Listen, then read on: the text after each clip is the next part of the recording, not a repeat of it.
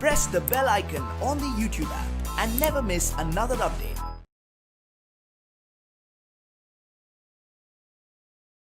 Hello everyone, I'm Dr. Denzy and I'm here to teach you about the second important chapter in understanding economic development of the Indian economy is the various sectors of the Indian economy.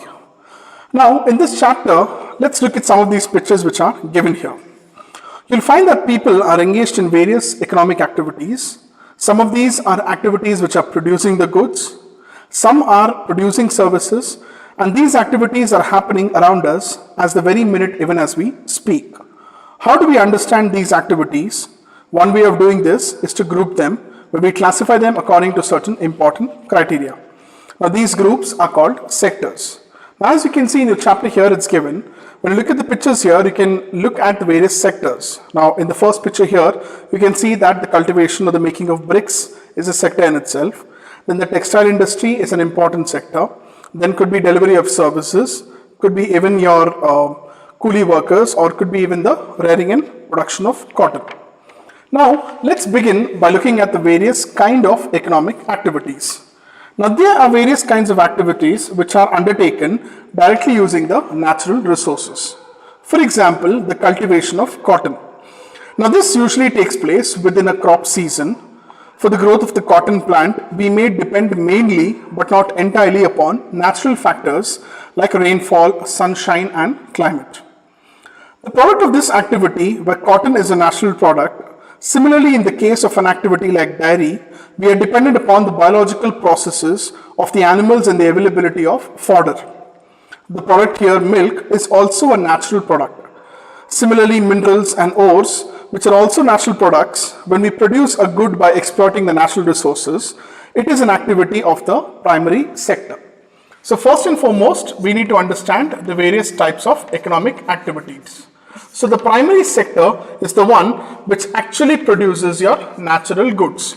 Okay, like in the example of the cotton plant where we are actually producing cotton, or it could be the dairy industry where we're producing milk and other products, or it can be in terms of the minerals and ores. All of these are basically done by exploiting a natural resource.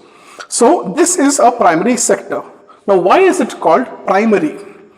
Now why primary? Because it forms the base for all other products that we subsequently make. Since most of the natural products we get are from agriculture, dairy, fishing, forestry, this sector is also called the agriculture and the related sector. So let's also call the primary sector as an agriculture and related sector. Now moving on, next we have the secondary sector.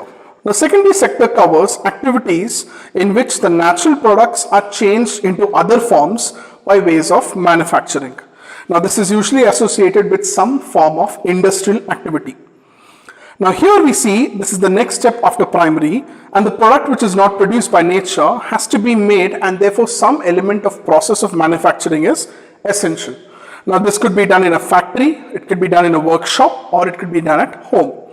For example, using the cotton fiber from the plant, we spin yarn and we weave cloth.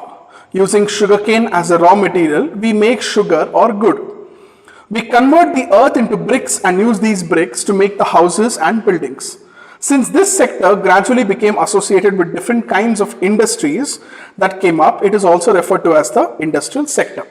So the secondary sector here is actually nothing but also known as the industrial sector, because it mainly deals with production facilities. So after having understood the primary and the secondary sectors, let's go on to the third category of activities which falls under something known as the tertiary. Now when I say the tertiary sector, that means that here it is different from the above two, because these activities actually help in the development of the primary and the secondary sectors. Now these activities by themselves do not produce a good, but they are an aid or support in the process of the production. For example, the goods which are produced in the primary or the secondary sector would require to be transported by trucks or trains and then eventually sold in wholesale or retail shops. At times it may be necessary to store these in the godowns. So we may also need to talk to each other, that is either through telephone or through any kind of letters. So there is communication. Then there's also an element of borrowing money from banks, which is your banking sector, and eventually helping in production and trade. So the examples are transport department, the storage, the communication, banking, trade are all of examples of tertiary activities. Since all these activities generate services rather than goods, okay, what is to be understood is the first and the second, which is the primary and the secondary sector, usually results in the production of a good. But here we see the tertiary sector results in the production of services, and that is why it is called a services sector.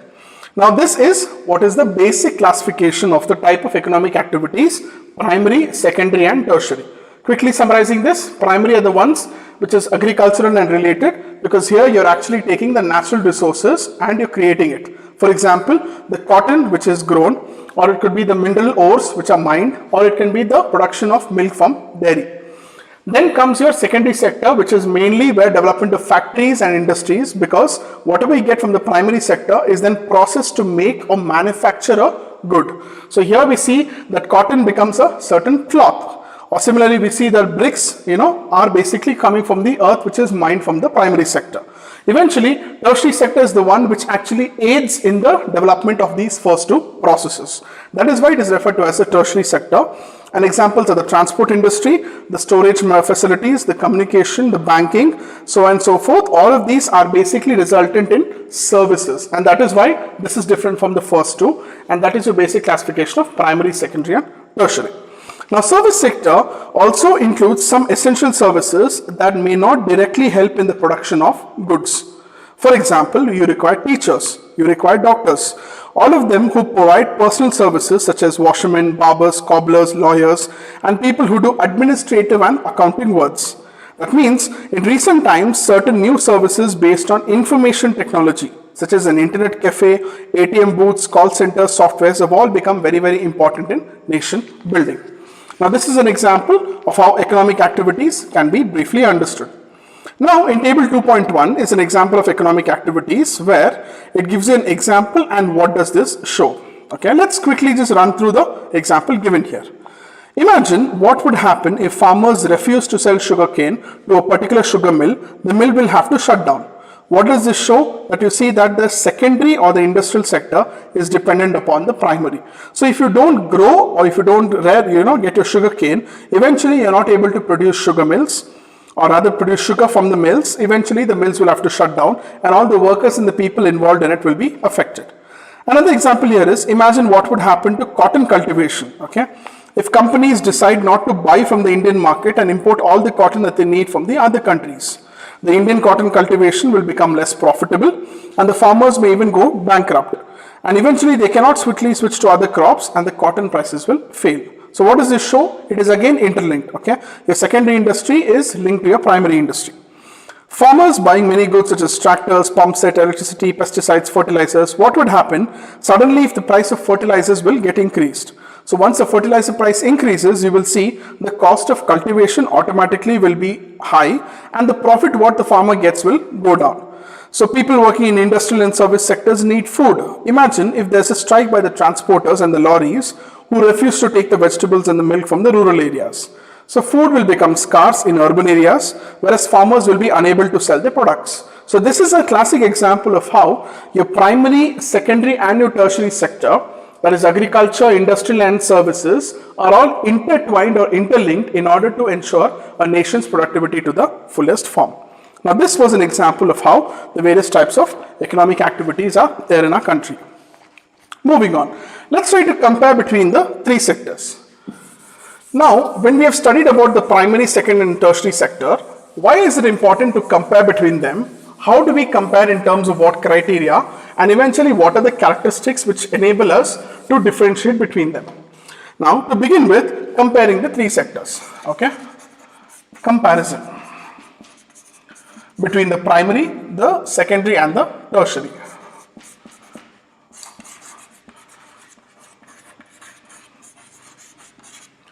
Now, comparison between these three sectors, the various production activities in the primary, secondary and tertiary sectors produces a large number of goods and services. Also, the three sectors have a large number of people working in them to produce these goods and services. The next step, therefore, is to see how much goods and services are being produced.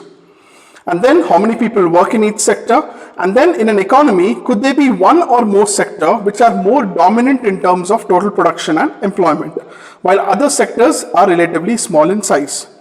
First and foremost, how do we count the various goods and services and know the total production in each sector? How do we calculate this? Okay, how do we calculate the total sum of goods and services, and eventually what is the total production in each sector? Now, with so many thousands of goods and services which are being produced, you might think that this is an impossible task. Not only would the task be enormous, you must also wonder how we can add up the cars and the computers and the nails and the furniture. It simply doesn't make sense. Now, you are right in thinking so. To get around this economic problem, people in this field, which is the economists, suggest that the values of goods and services should be used rather than adding up the actual numbers. Now, to understand this, I'll give you an example, okay? If 10,000 kgs of wheat is sold at 8 rupees per kg, okay? Now, 10,000 kgs of wheat, okay? It is sold at 8 rupees per kg, okay? That means the entire value of the wheat would be around 80,000 rupees, okay? So, I'm going to write it down here as the value of this particular wheat. So 80,000 rupees would be the entire value of the wheat which is there, okay, going by 10,000 kgs of wheat and 8 rupees per kg.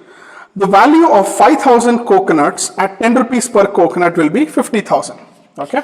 So 5,000 coconuts at 10 rupees per coconut will yield a total cumulative value of 50,000 rupees. Now, similarly, the value of goods and services in the three sectors can be calculated and then can be added up. Now remember, we have to take one precaution here. Not every good or service that is produced and sold needs to be counted, okay?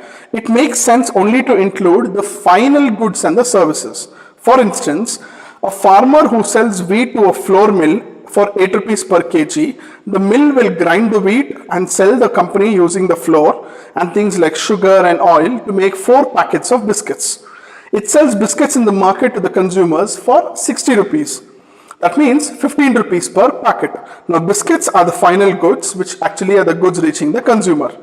Why do we take only these final goods and services? Because in contrast to the final goods and services, goods such as wheat and the wheat flour are examples of intermediate goods.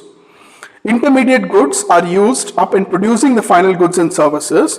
So the final value, okay, the final value of the final goods already includes the value of all the intermediate goods which are used in making the final product. Hence, that value of 60 rupees for the goods already includes the value of flour, which is 10 rupees. Similarly, the value of all the intermediate goods would have to be included. So to count the value of the flour and the wheat separately will therefore not correct, because it would be counting the value of the same things a number of times, which might eventually lead to duplication. So first as wheat, then as flour, and finally as biscuits.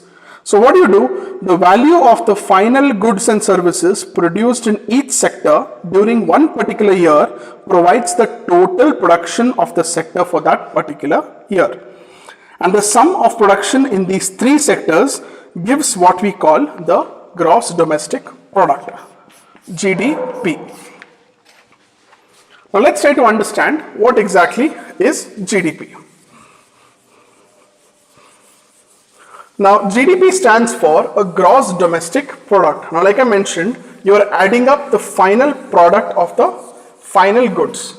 That is, the total production of the goods eventually will add up and cause your GDP to be taken into account.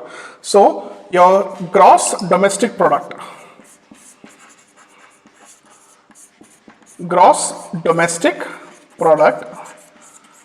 which is GDP, is nothing but the total production. Okay, you take into account the total production from all the three sectors. Okay, from all three sectors.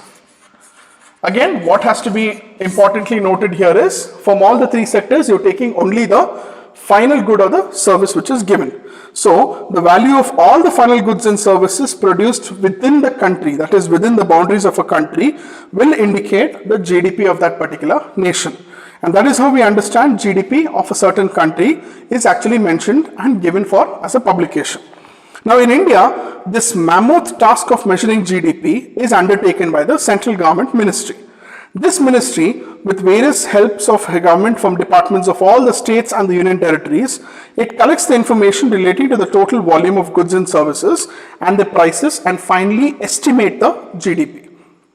Now, when you look at the historical changes, okay, this is how it is conducted. When you look at the historical changes, how did we reach here, okay? How the sectors have been changing differently. Now, all of us are familiar with how our country's economy thrives. Now, we say India is a predominantly agricultural nation, okay? After having understood this, we know that the contribution of these three sectors, which is agriculture related or could be related to the industries or eventually the services, there are different amount of all these factors which have been determining the effective value of our GDP over the years.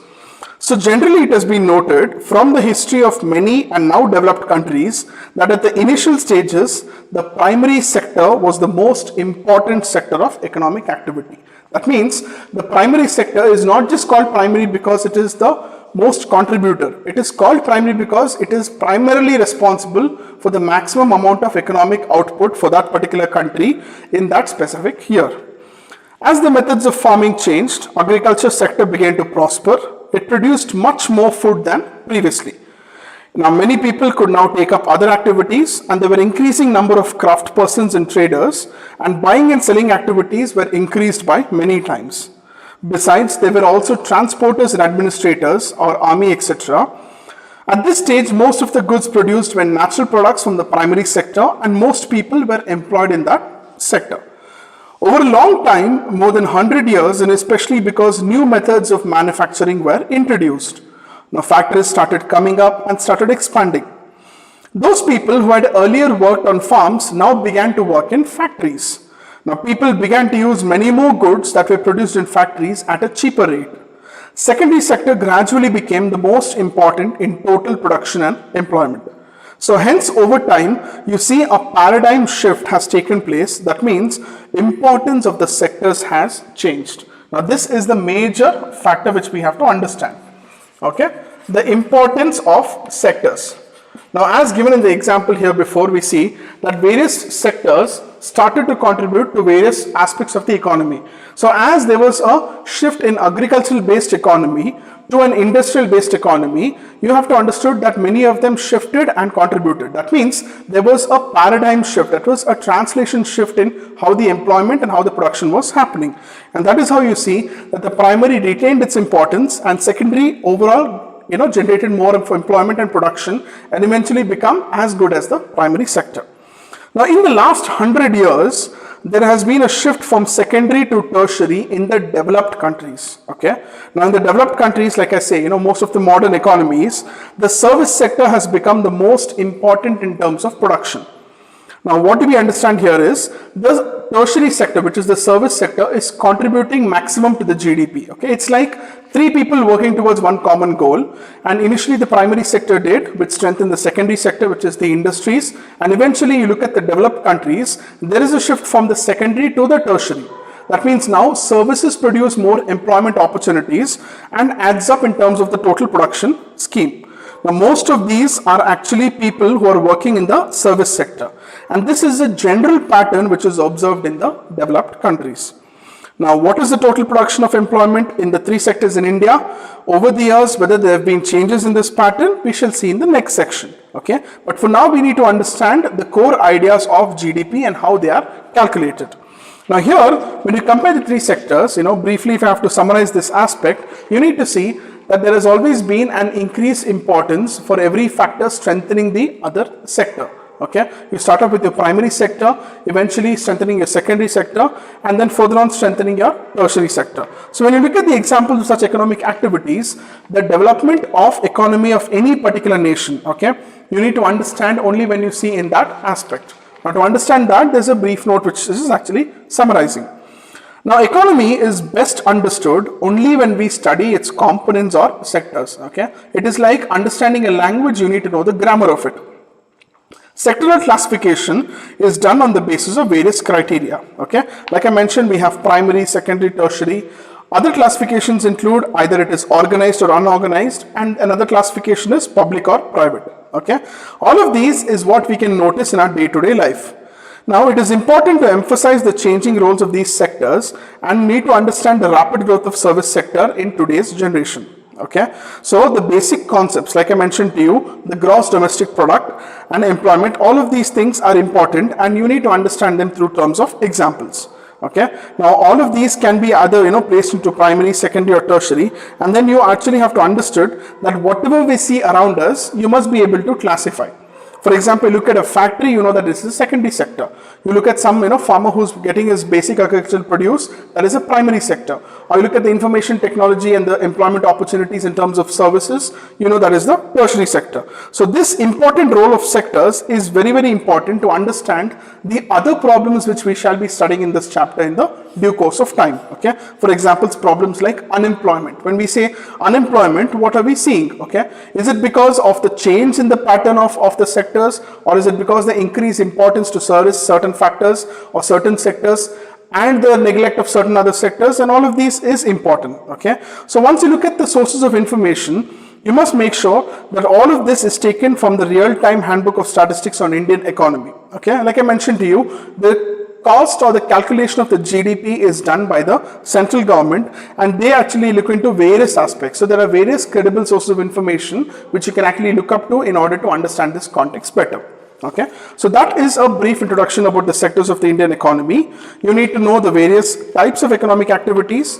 You need to know briefly summarize now in terms of primary, secondary and tertiary, and then you need to know what are the factors where primary is an agricultural sector which produces natural goods, a secondary or industrial sector is the one which produces manufactured goods, and tertiary service sector is one which is aiding or helping in the other two sectors. And then we see an examples of how economic activities are interdependent. Then comparison between the three sectors, why is it important? Okay, how do we calculate? An important point to be understood here is we have to calculate the final outcome. Okay, for example, production of wheat, production of flour and production of a biscuit. Okay, so various three sectors are involved here and the total final outcome, okay, which is known as the final goods and services, has to be included and then the GDP to be calculated. So when you put in the value of the final goods and services produced in each sector during a particular year, it provides the total production of the sector for that particular year. All right. So GDP is a measure of how the economic development of a country is happening. And finally, we ended with a note on the historical changes in the sectors, which is how you notice that there has been a translational shift. Okay, all the countries which have developed today actually started with giving emphasis to their primary sectors. But later on, and you see, as the countries became developing and moving towards a developed economy, they see that today in the developed economy, you will notice that the more onus and the more importance is given to the tertiary sectors. And tertiary sectors include the services and eventually because they generate more employment and opportunities. Now, in the next section, we shall see what is the total production of employment in the three sectors in the Indian perspective and what are the changes which are observed and eventually what is the pattern which the other countries are following. Thank you.